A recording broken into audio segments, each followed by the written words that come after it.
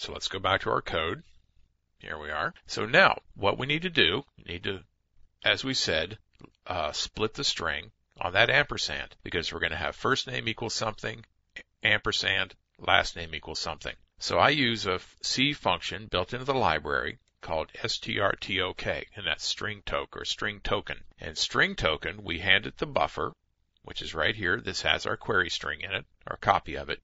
Buffer will be modified as string token works its way through, so we don't want to give it the original buffer. It can mess it up.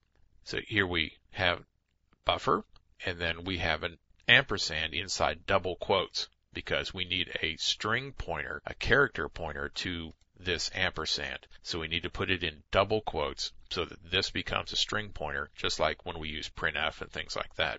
If you put this in single quotes, you will pass an individual character and it will fail. String token wants a pointer to our delimiter. This is the delimiter that string token will split the buffer on, the ampersand. So token will come back to us pointing to the first character of buffer, pointing to a string that starts there, and then it will stop at the ampersand, because it knows that the first token is all the text from the question mark up to the ampersand. Then, once we have that token pointing to that F in first name, it points to what that will look like right there. We use an scanf. And what I'm going to tell scanf is start looking in this buffer at token. So I give it token. Look for this sequence of characters, first name equals. When you find first name equals, right after the equal sign, there will be a string. So I tell it to grab the string, %s, and then it will put that data that it finds after the equals into first name. This has to be the address of the location that this string is to be stored, and we know that first name, since it's the name of an array without the array subscript, means the address of the 0th byte of the array, the address of the first element of the array. So that's why first name is used without the brackets. So scanf will get this first value, and in this case it's going to be Tim. And then we will print to the browser, paragraph, first name entered was, %s, and then first name. So we'll print was, in our case, Tim, or whatever you enter in there. Then we'd make a new call to string token. Now string token understands that it's working its way through this buffer looking for ampersands and assigning information that's in that buffer to token. So this time we don't need to tell it where buffer is, or it will start over again and it will clear what it already knows. So we send it null, the special form for total 0, a null pointer, and it realizes that it should continue on in the buffer that it was already working in and look for the next ampersand or the end of the string. In our case, it's going to find last name, because we only give two variable sets, first name equals and last name equals in our form. If our form had more items in it, more inputs, there would be more values here as those were filled in on the form. So you can see a very large form like a loan application or something like that sends a lot of data back and forth when you click on that submit button. So here we do a new string token. We will pick up this time the last name equals, because we know how our form lays it out. Again, we'll do the scanf, and we will work beginning from token, which is now points to the L in our last name equals, and then after last name equals, there will be a string there. That's what we're telling scanf. There will be a string there, and we will put that into last name.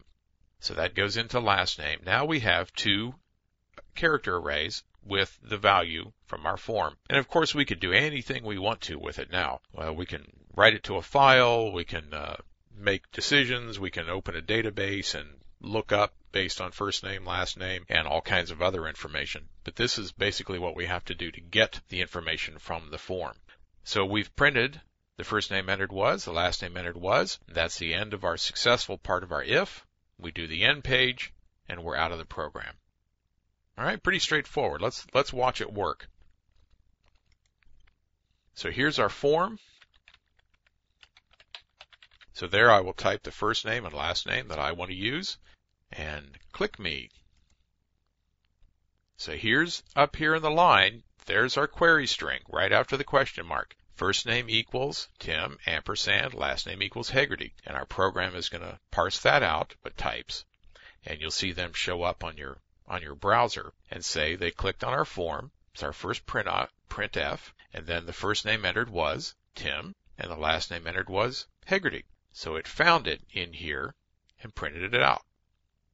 Let's come back here. If we change this, and we'll put my other favorite Hegarty name, and click me, and it still works. So that's what we wanted it to do.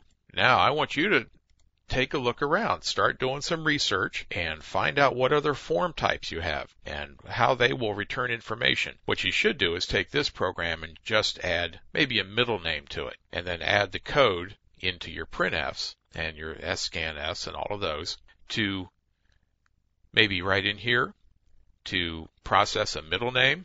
Maybe you can try a phone number and work that out and duplicate these lines of code to be able to parse the phone number, another piece of information. All right, that's your assignment, to revise and extend HW2 and add some other form fields. Because remember, you'll have to change your form too to have a new input type in here. And to keep it simple, you can make some more text input and then run to your new program name after you compile it.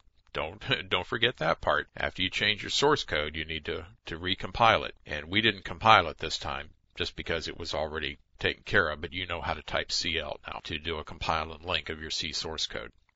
All right, so that's how to process the beginnings of a form using the C language. When we come back, we will take a look at how to look at all of the environment variables in that the form returns to us, and that the CGI, the Common Gateway Interface, returns to us. There's a lot of information there, so I'll show you the program of how to get all that information out of there so that you can use it in your debugging and use it on your own server to learn more about how the CGI works.